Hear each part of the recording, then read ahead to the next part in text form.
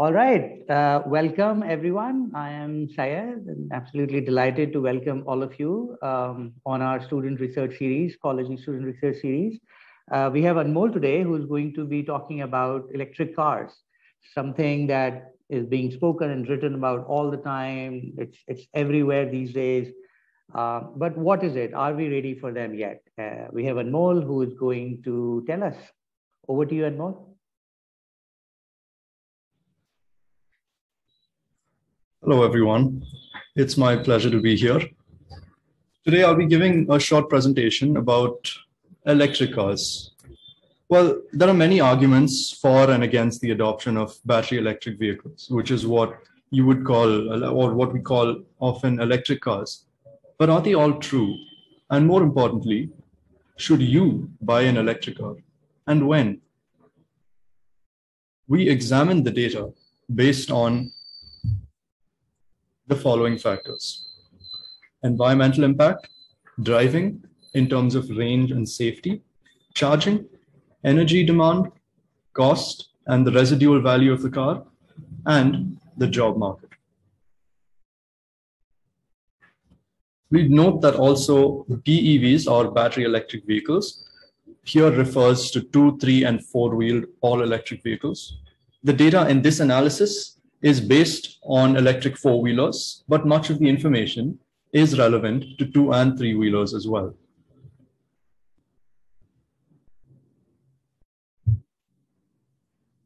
Beginning with the environmental impact of electric cars. For the average combustion engine car, 70% of the emissions are tailpipe emissions. And some claim that electric cars are more damaging to the environment because this is true. They produce more CO2 during manufacture. However, this claim is false.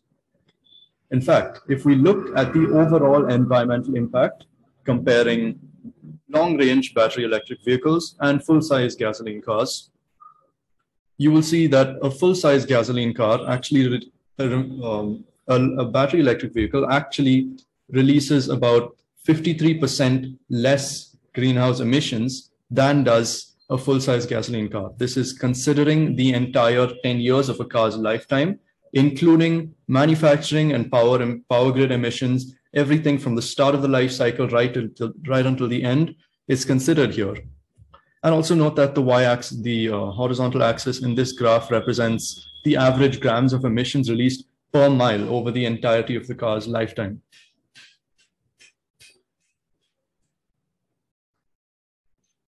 Essentially, the greener the power grid, the greener the EV. 60% of the power in the US is generated by renewable or nuclear sources as of 2020. And India is set to reach that proportion by 2030, according to the International Energy Agency.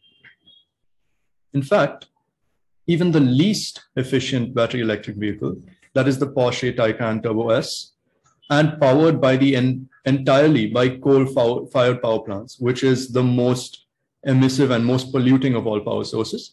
Even then, a car would produce less greenhouse emissions than even the most efficient combustion engine car. The second most efficient, Hyundai Elantra, which is 37 miles per gallon, over its entire 10-year lifespan. Note that from a technical point of view, the most efficient combustion engine car is the Mitsubishi Mirage. However, it was not available on this particular emissions comparison known as the Climobil app.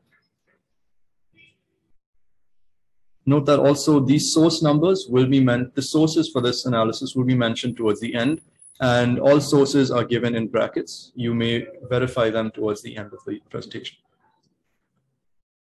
Now, when it comes to driving, the first question that most people often ask when it comes to electric cars is the range. And range anxiety is quite a large phenomenon and quite a large obstacle to overcome when it comes to the adoption of electric cars among the population.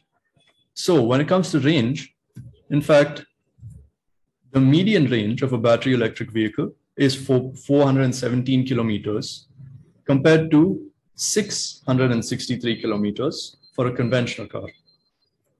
Now, at the same time, The highest range of any battery electric vehicle as of 2020 is in fact 667 kilometers. Another factor to consider is that electric cars' driving ranges are actually best in the city and not the highway, which is quite unlike conventional gas-powered cars because of a technology called regenerative braking, which essentially makes them well suited to being daily driver vehicles since they give quite a high range in the city. Now, let's look at the safety. Battery electric vehicles are actually less prone to rollover accidents, which are the accidents that happen when the car essentially rolls sideways. And these accidents account for 30% of car accident deaths. However, most battery electric vehicles, if not all, have their batteries mounted right along the floor. And since batteries are incredibly heavy, they lower the entire center of mass of the car, which means that even when moving sideways, any battery electric vehicle, SUVs included, are very reluctant to roll over, and hence they are safer when it comes to rollover accidents. Although battery electric vehicle fires are harder to extinguish, they are significantly less common when it comes to per car sold than conventional car fires, and therefore it is less probable. Now we come to charging, and especially the availability of charging infrastructure in India. India currently has only 1,800 charging stations for its current 16,200 electric vehicles as of March 2021. In order to meet its e-mobility vision by 2026, India will need a total of 400,000 charging stations, at which point in 2026, there may be a 40 to 45% adoption of EVs. That means 40 to 45% of the population should have bought into an electric vehicle. Now, this presents quite a large challenge, going from 1,800 charging stations to 400,000 in the span of barely 5 years. Therefore, it is clear that this requires strong policies and requires a lot of work that has to be done if India is to achieve its vision by 2026. Now, the government intends to set up an e-charging station at 6.9 lakh petrol stations across the country. And since charging, especially in a nation like India, is such a large issue, we have to discuss what are some of the potential solutions that we see in the future that may be able to solve this issue for us, and what even the government is doing to help in this problem. When it comes to that, the first is advancement in technologies. Solid state batteries may offer a significant improvement to EVs when they come to the market.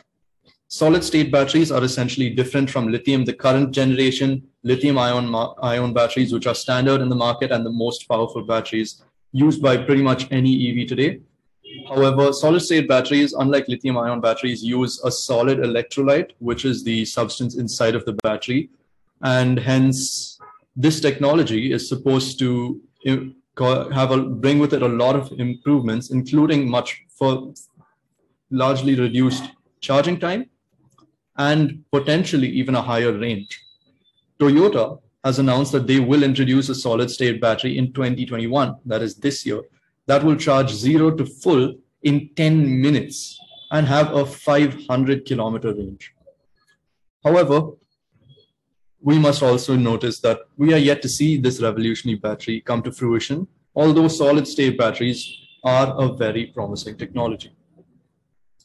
The Indian government's phase 2 plan of faster adoption aims to de-license the charging infrastructure business and so help to speed up the creation of charging points in the nation.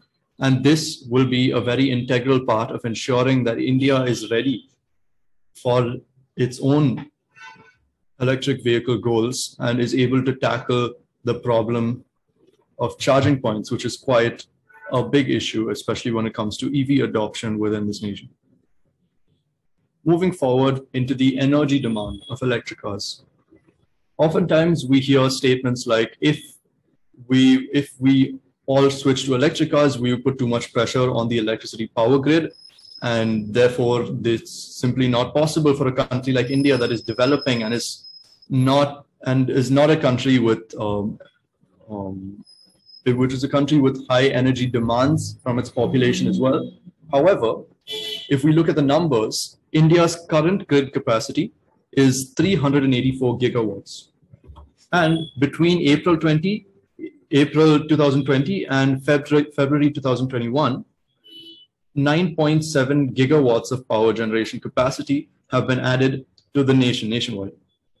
And furthermore, if India is to reach its 80% EV adoption goal by 2030, which is 80% of the entire population that owns cars possesses at least one electric vehicle, then only 5% more energy would be required than a business as usual scenario. The problem arises if there is a peak in any local area, which may result in an overload and shortage of power to that area. In order to tackle this, India can use a demand-side management program, which is also already in use by most countries, including the US and UK, in order for India to mitigate this risk. Moving forward to the next parameter, cost. Now, the average price of a battery electric vehicle globally in 2020 was US dollars 40,000, which in Indian rupees is 30 lakhs. The most significant developments in BEVs are the battery cost, which even today still make up 30% of the price of an electric vehicle. In fact, battery costs have reduced from more than $1,100 per kilowatt hour battery capacity, which was 1 decade ago, to now barely $137 per kilowatt hour in 2020. Now, the threshold for battery electric vehicle prices to equal conventional car prices is 100 kilowatt hours, which is actually predicted to be reached as soon as 2023. Currently, battery electric vehicles are already running at 1/10 the cost per kilometer of petrol-powered cars. Now, in financial year 2020 alone, India offered a total of rupees 1,141 crore as subsidies for electric vehicles. These subsidies will also help to bring price parity between battery electric vehicles and gas-powered cars, potentially even before 2023. Now, currently, due to high import duties on vehicles in India, up to 100% for premium vehicles such as Teslas, that means that the cost of importing battery electric vehicles will likely be too high to compete with their gas-powered cars. Therefore, the best alternative may be for manufactured electric vehicles right here in India. Now, when it comes to residual value and how much value of the car is retained over time, apart from Tesla, most battery electric vehicles depreciate in value very, very quickly. In fact, some of them lose over 50% of their value in just 3 years. However, unlike conventional cars, nearly all battery electric vehicle manufacturers provide a warranty of up to 8 years on their vehicles. And therefore, the most sensible option is often simply to use these cars for as long as possible. Moving forward beyond the cost, we come to the job market and what impacts would, if we shift to electric vehicles, what impact might that have on the job market?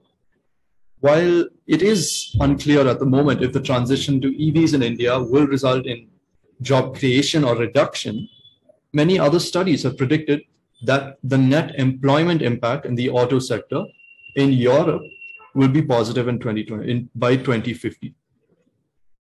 And in addition to this, using plug-in hybrid electric vehicles, which are electric vehicles that use quite simply both a combustion engine and a battery that essentially can be run by itself, this reduces the impact of the combustion engine, and hence, if this were to be used along with battery electric vehicles, would likely benefit the auto sector employment and furthermore ease the transition from completely gas-powered cars down to completely all-electric vehicles.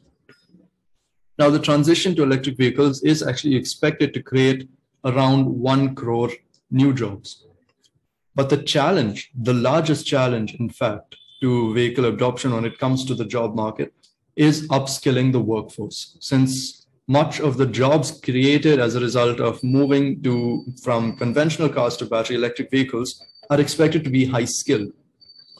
Now, the Ministry of Skill Development and Entrepreneurship is overseeing the development of a specialized curriculum in order to aid the upskilling process. And therefore, strategies to smoothen this industry transition from gas-powered cars to battery electric vehicles are the need of the hour.